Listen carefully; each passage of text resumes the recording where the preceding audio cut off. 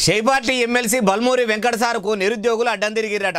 ముంగడి ఓనియకుంటా వెనకకు రానియకుంటా ఆపుతున్నారట, లొల్లి పెట్టిరట. అగో బల్మూరి వెంకట సారు ఏడికి బయలుదేరిండు. ఏడ కొలువులు రానోళ్ళు బలిమీటికి ఆపిర్రు అంటారా? అన్ని ముచ్చట్లు తెలవాలంటే మనం కూడా ఆడదాకా పోవాలి. ఆలస్యం ఎందుకు, పోదాం పర్రి.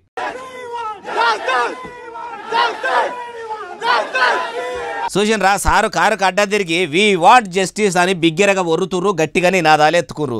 మరి ఇంతగానం మంది ఏడికెళ్ళి వచ్చిర్రు. వెంకట సారు ఏడికి పోయిండంటే గాంధీ దవాఖాన్ల నిరుద్యోగుల కోసము దీక్ష చేస్తున్న మోతీలాల్ సార్ను కలిసేదందుకు ఇట్లా బల్మూరి సార్ పోతే అడ్డం తిరిగి లొల్లి చేసిర్రట. షైపార్టీ ఎమ్మెల్సీ అయితే నిరుద్యోగులకు అండగా ఉంటావనుకుంటే 6 నెలలు సావాసం చేస్తే వాళ్ళు వీళ్ళైతారు, వీళ్ళు వాళ్ళైతారు అన్నట్టు 6 నెలలు దాటంగానే వాళ్ళది దొక్కినట్టు వాళ్ళతో వాళ్ళనే ఓవడితివి. నువ్వు కూడా వాళ్ళ దాంట్లో కలిసిపోయినవు. అప్పట్లో బల్మూరి వెంకట విద్యార్థుల తరపున పోరాడే బలమైన లీడర్ అని పేరుండే. ఇప్పుడు అధికార పార్టీలో చేరంగానే బలహీనమైన వెంకట అయిపోతివి అని కోపంతోని సారు కారు దగ్గర మంది అంతా గుమిగుడి మంచిగానే మందలిచ్చిర్రు. చుట్టూ తిరిగి గట్టిగానే సుడిపెట్టిర్రు. అయ్యా బల్మూరి వెంకట సారు, మీరు ఈ విద్యార్థుల గురించి పోరాటం చేసి అంచెలంచెలుగా ఎదిగి ఎమ్మెల్సీ దాకా పోయిర్రు.